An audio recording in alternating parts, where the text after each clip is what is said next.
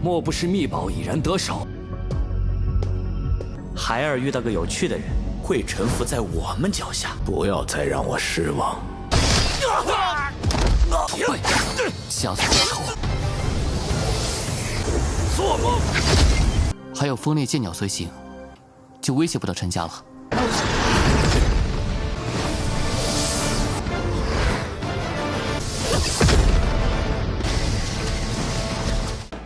Halo guys, balik lagi bersama Mimin from Zero. Di video kali ini Mimin bakalan kembali melanjutkan alur cerita Donghua berjudul Lingwu Dalu atau Lingwu Kontinen part 59 ya. Seperti biasa sebelum masuk ke rekap ceritanya, buat kalian yang menonton video ini tapi belum subscribe, tolong di subscribe dulu ya guys. Dan jangan lupa nyalain lonceng biar nggak ketinggalan update terbaru dari channel From Zero. Playlist untuk Donghua ini juga udah tersedia bagi kalian yang baru aja bergabung dan belum nonton episode sebelumnya ya.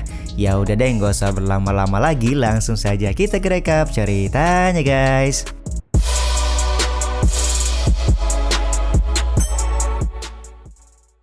Episode kali ini diawali dari sebuah istana bernama Istana Suci Lingwu. Ada seorang ketua istana yang memanggil beberapa orang penatua ke dalam aula karena pada hari ini anaknya sudah kembali.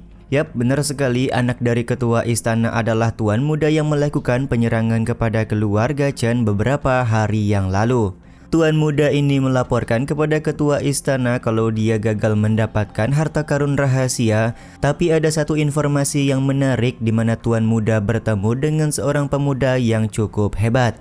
莫不是秘宝已然得手？孩儿遇到个有趣的人。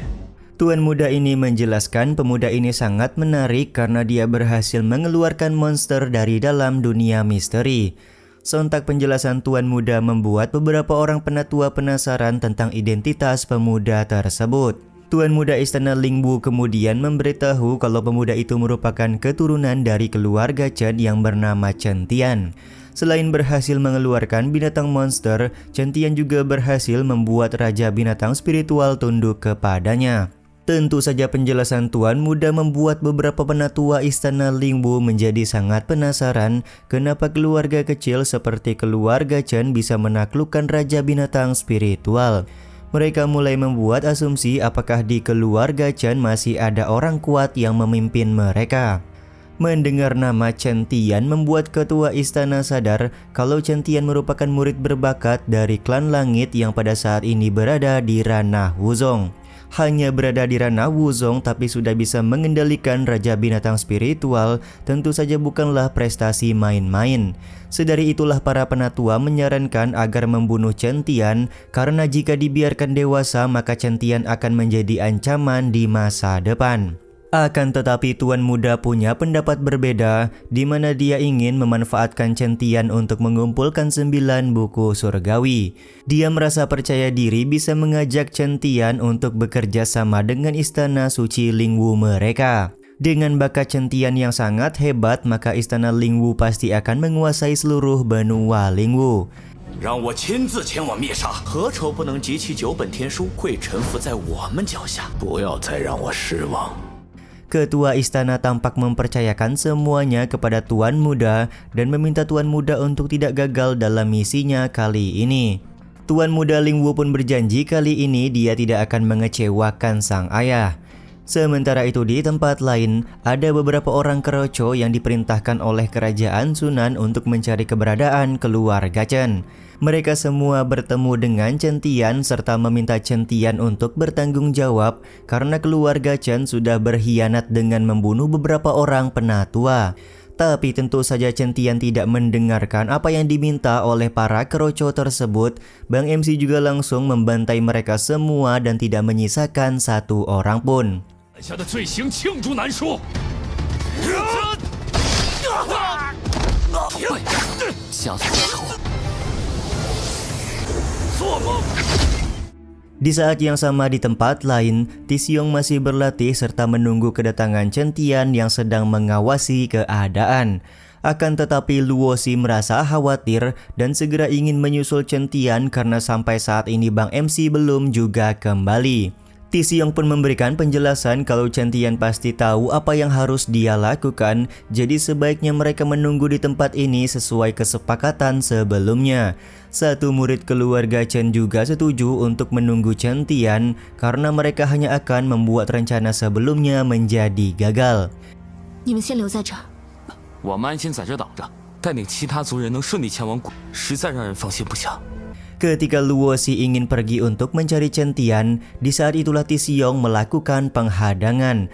Tisiong menganggap keputusan Luo Xi tentu akan membuat Chen Tian malah menjadi khawatir. Karena Tisiong berkeras untuk menghadang Luo Xi, maka Luo Xi mau tidak mau harus pergi dengan cara paksa. Pada saat ketegangan mulai terjadi di antara mereka berdua, di saat itulah Chen Tian datang. 小天，你没事吧？ Kedatangan Chen Tian tentu saja membuat Luo Xi merasa lega. Pada akhirnya setelah sekian lama menunggu, akhirnya Chen Tian kembali untuk melanjutkan perjalanan mereka ke wilayah kuno. Chen Tian juga melaporkan situasi di mana pada saat ini pihak kerajaan Sunan sudah mengerahkan orang-orang untuk mengepung kediaman keluarga Chen. Tentu saja rencana mereka berjalan dengan lancar karena di kediaman keluarga Chen sudah tidak ada siapapun. Diketahui paman keempat dan juga Chen Nan sudah membawa anggota keluarga Chen yang lain untuk masuk ke kota kekaisaran. Chen Tian ternyata sudah berpesan kepada Chen Nan untuk mengambil jalan memutar agar posisi mereka tidak ditemukan oleh orang-orang kerajaan Sunan dan tiba dengan selamat di dalam kota kekaisaran. Sekarang adalah waktu yang tepat untuk mereka melanjutkan perjalanan ke wilayah kuno. Tisiong pun tampak senang serta berkata kalau semua masalah pasti bisa diselesaikan oleh Chen Tian. 也不知四叔他们，还有锋利剑鸟随行，就威胁不到陈家了。 Tiba-tiba saja mereka semua dikagetkan dengan kedatangan Tuan Muda Lingwu yang datang dengan membawa 2 orang pengawal. Tuan Muda Lingwu memberikan pujian kepada Chen Tian karena berhasil membawa keluarga Chen kabur tanpa ketahuan oleh kerajaan Sunan. Kedatangan Tuan Muda Lingwu langsung membuat Tuan Jian terbangun dan meminta Chen Tian untuk berhati-hati kepada 2 orang pengawal yang mendampingi Tuan Muda Lingwu tersebut. 小心他身后的2人。 带他们先走。 Karena sudah mendapatkan peringatan dari Tuan Jian, maka Chen Tian segera meminta Luo Xi dan yang lain untuk segera pergi dari tempat ini. Akan tetapi salah satu pengawal putih dari Tuan Muda Lingwu tidak akan membiarkan mereka pergi begitu saja. Beruntung Mei Lin memberikan bantuan kepada Chen Tian dan akan meladeni perlawanan dari pengawal putih. Ketika Mei Lin hendak melakukan serangan, di saat itu pula pengawal hitam memberikan bantuan kepada pengawal putih.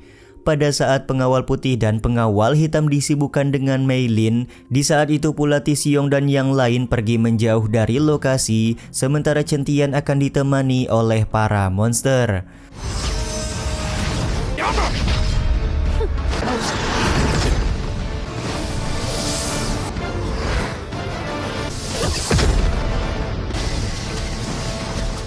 Tuan Muda Lingwu kemudian berbicara kalau dia mengerti Chen Tian sangat peduli kepada orang-orang terdekatnya, jadi dia meminta Chen Tian untuk bergabung bersamanya dan membuat keluarga Chen tidak perlu bersembunyi lagi dari kerajaan Sunan.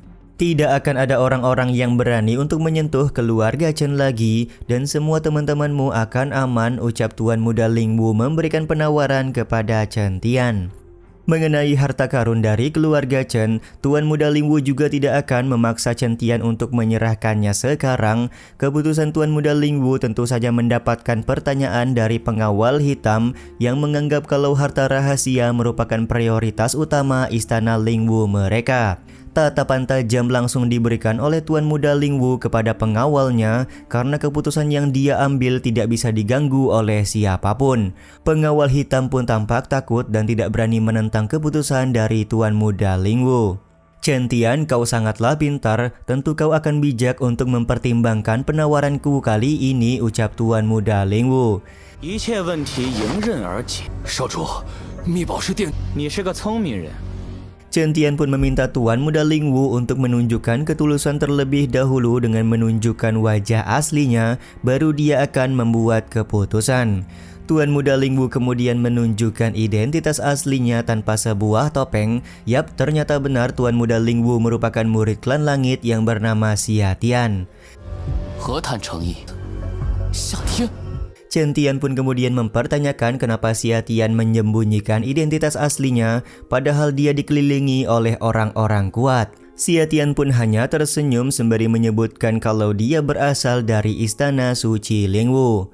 Mendengar nama Istana Suci Lingwu membuat Tuan Jian langsung terbangun dan dengan nada marah Tuan Jian meminta Bang MC untuk membunuh mereka semua. 陈天， 傻光他们。